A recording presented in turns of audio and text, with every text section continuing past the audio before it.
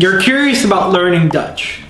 I'm gonna talk to you about how it went for me. I've been doing this for a bit now, and I've noticed a few people are super curious about what it's like to actually learn Dutch. In case you didn't know, learning Dutch is a huge part of integrating into Dutch society. That might seem obvious to some, that might not seem as obvious to others, especially if you're part of what's known as the expat bubble. If you're an international here that's usually surrounded by other internationals, always speaking English, or even some of us that are lucky enough to be surrounded by those from our native countries. For those that have like huge populations, lots of countries in Asia have huge populations here. You tend to either speak in your local original language or in English. So you may not be as aware of the importance of learning Dutch, but at least for me, coming up on almost 5 years here, for a while it felt like this pressing thing on my shoulders that I had to do. So I just figured I'd jump on here to have a chat about it in case some of you are curious about it or it's something that's important to you.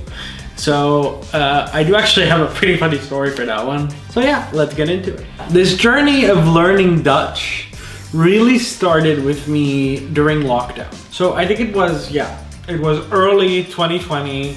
Lockdown had just started in the Netherlands. I had just stopped going to uni because they wouldn't have physical classes anymore because Corona was rising very quickly and everyone was at home. So I was like, wait, I need a few extra credits to graduate. Why not start learning Dutch? Let's just say it didn't go so well for me.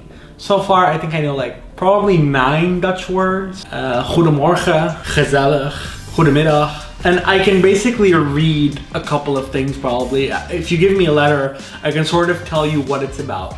But that's something I've sort of figured out along the way, that learning Dutch can be very intrinsic. It gets into your system sort of. And when you've been here for a few years, you kind of pick up on a few things, from like daily grocery shopping, from like hanging out with a few Dutch people, because I'm lucky to have a few Dutch friends, stuff like that. So I did have that sort of background to fall back on. But a part of me thought, okay, yeah, it's time.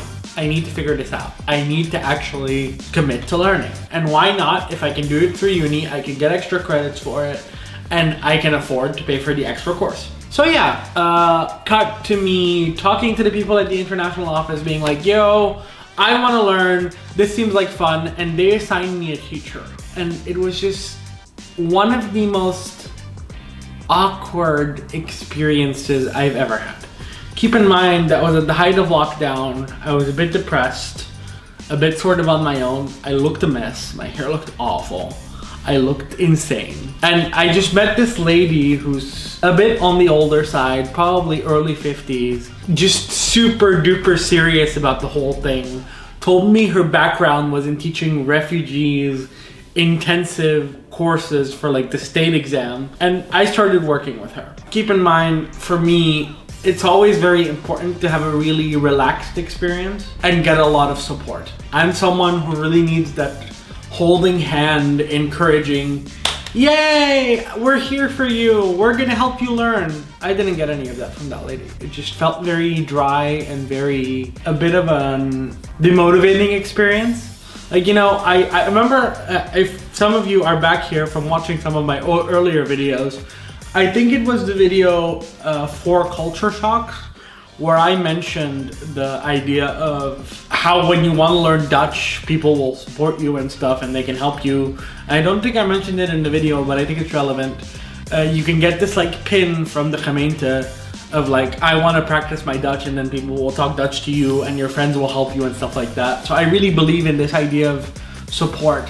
While with this, I felt a lot more, it's on you, you have to do it, and I'm just here to sort of examine you or make sure you're on track, instead of let's do it together in a fun way as a community. Obviously, that must work for some people. Some people are very self-starters.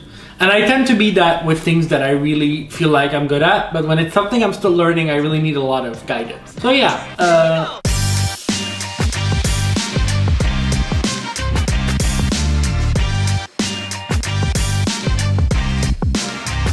Just to give you, that was sort of a bit of context. From there, things got a bit weird because I used to have the classes quite early, like I think it was 9, and I wasn't used to 9 a.m.s anymore. Like I had consciously stopped taking 9 a.m. classes for a year because I was fortunate enough to be in a program where you can choose different time slots. So I used to be quite tired because I had probably just woken up. I'm the type of person who it takes a while to sort of focus, if that makes sense, to sort of focus on what it is I need to do, or what it is I need to remember, or what I did on my homework, stuff like that. So we had a couple of really awkward sessions where I'd basically be blanking because I just woke up. But that's not even the surprising part. Obviously, not all of us are gonna find someone we click with on the first try or whatever, sure. And I was like, okay, I'm gonna put my head down, I'm gonna get through this. But then I randomly, a few days later, get this email like, hey, I think we should stop lessons, and I think you need psychological help. And I was like, what on earth did I do that makes you think I need psychological help? Granted, it was lockdown, maybe not my best moment mentally, but it's not like I missed anything. Yes, I was a bit all over the place, but I probably because of my cerebral palsy, I tend to have sometimes a few concentration struggles. But I was really committed to learning and I did my best. But then I got that sort of response and it sort of threw me off. Looking back, it's kind of funny because I'm pretty sure most people don't have like this experience with a Dutch teacher telling them like, you need help, my dude, go to therapy or something. But it was just, especially the fact that she didn't do this over a call, that it was just a standard sort of email. I mean, I get it, but I just wish maybe it had gone differently, because now I would have been fluent in Dutch. But hey, it happened. I guess what I'm trying to give you from this video is, if you're really serious about learning Dutch, take your time to research the school that's right for you and the approach that's right for you, because now, having done a bit more research, because I am planning on taking it up again, I know there are more fun, more creative schools. You can do it in groups. You can find a good individual teacher who actually wants to support you and wants to make it fun for you, as opposed to just doing it the classic old-fashioned way and treating you like just, oh, you're an adult so you can just do this by yourself kind of thing. But if that's for you, then obviously I would recommend that more traditional experience, but it just wasn't for me. Especially, I don't know, maybe for some of you, if you come from Germany or from Switzerland or from somewhere that has a Germanic-based language, it might be easy for you, but for someone like me having to make the jump from Arabic and English, maybe it wasn't the easiest experience for me to make that jump.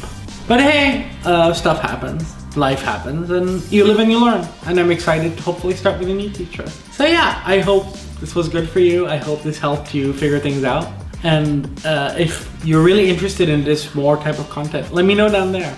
Maybe click that subscribe button while you're at it. And if you're really up for watching some more YouTube videos, I can really recommend checking out the Culture Shock one. A lot of people seem to enjoy it, or my reasons to move to Rotterdam, because it is one of the best cities in the Netherlands, in my opinion. I'll see you there.